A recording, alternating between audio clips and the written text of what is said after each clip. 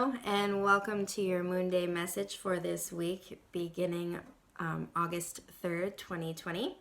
We are entering into full moon this week, and the energy that is available for us is quite big, quite expansive.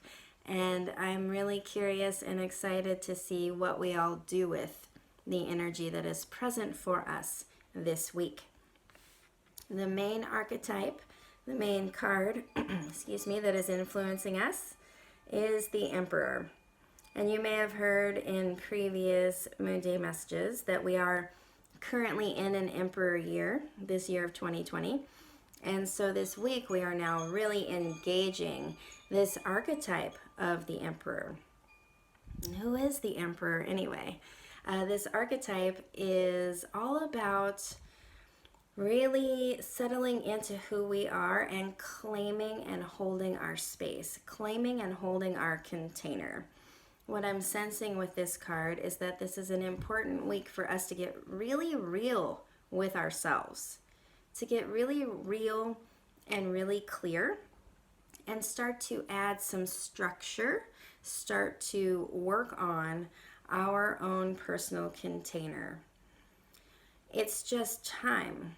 We have been in this sense of chaos for many moons now, and it's going to continue for who knows how long. And it feels in my body that we are collectively making a shift from doggy paddling in the pool to accepting that we're now in the ocean. We're in the ocean, the waves are coming. We have no control over them or even any idea of a timeline of them. And so it's time to swim.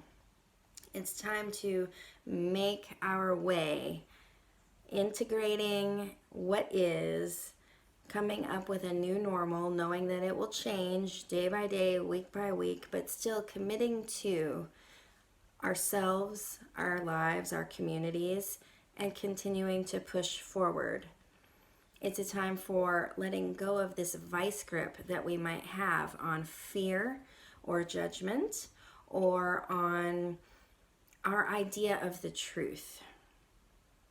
There is this sensation for me that this week is offering us a lot of spaciousness if we can claim and accept this idea of I don't know. The Emperor doesn't claim to know everything. The Emperor knows what they know about their own personal daily routine, about their needs, about their personal boundaries. But we don't need to know the truth of everything, and in fact, we can't. People know very little in relation to the amount of what we don't know in this universe.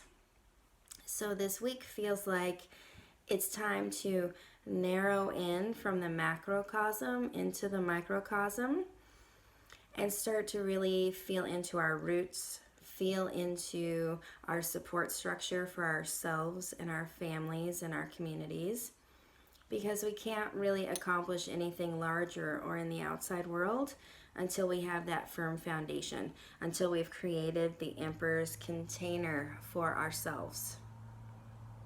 And the two cards that have come to support this really clear, firm, direct energy this week, we have the Seven of Wands. And wands are the element of air, of intuition, meeting intellect, of really coming into this center channel of the body and getting really clear on what we believe to be true. And again, the message that I keep hearing that I'm really feeling is that it's okay, and in fact, it's awesome if we can allow our truth to be, I don't know. If we can take on this level of nuance and recognize that there are so many things in the field right now playing out. There are so many moving parts, so many people with their hands in the pots. Everything is pretty liminal in the macrocosm, right? We don't really know where we're moving, where we're going to, what next year is going to look like. what our governments on the state or federal level are going to do. Are they in alignment with what we feel personally? There's just a lot up in the air in the paradigm.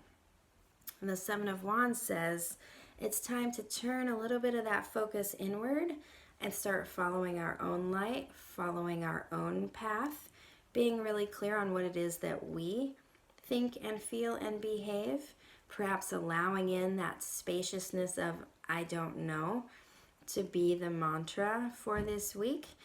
In taking on that sensation, we then give a lot of space for new data, new information to come in.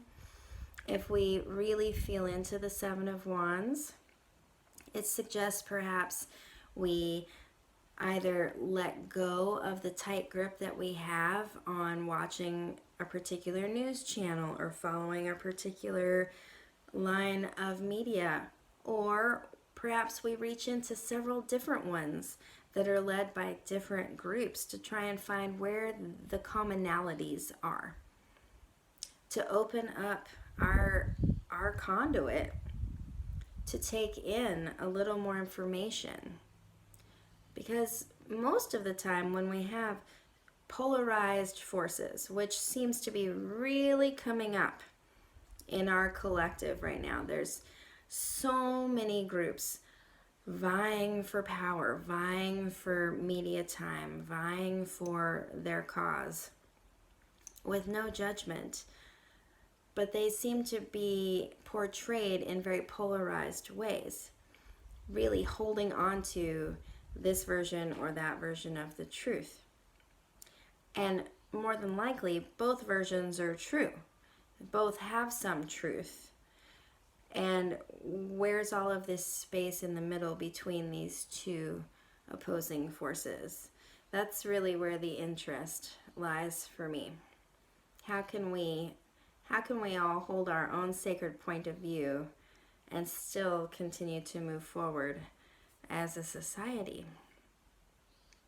And the final card that came to support this week is the Fool.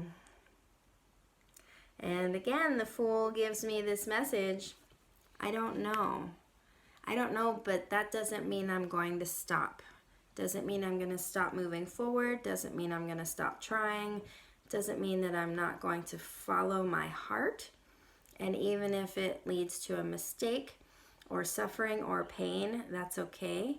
I'm still going to continue to move forward. The Fool embodies this childlike quality of wonder, of being curious. What I'm sensing with these three cards together is that as we come back into our bones, come back into our roots, really engage in this archetype of the Emperor and claiming our space, really taking charge of our lives again, recognizing that life is still going on, it's still moving forward, it's just different, it's just new. And instead of moving into that with this sensation of fear or anxiety or disbelief, or this sort of sensation of being very, what's the word? Just not really trusting. The Fool suggests that we move forward and invite in curiosity. How can we be really curious about what is offered to us at this time? In the current struggles of the world, can we be curious about our relationships? Can we be curious about how to do our part for social justice, for activism? Can we be curious about love? Can we be curious about our body and what it's been holding on to for the last few months? Can we be curious about what's coming in the future and what our part of it will be? Instead of being fearful or mistrusting. The future is unfolding. It always is, regardless of our narrative about it or how we feel in the moment. The past is already complete, regardless of how often we reminisce about it or dredge up old feelings regarding it.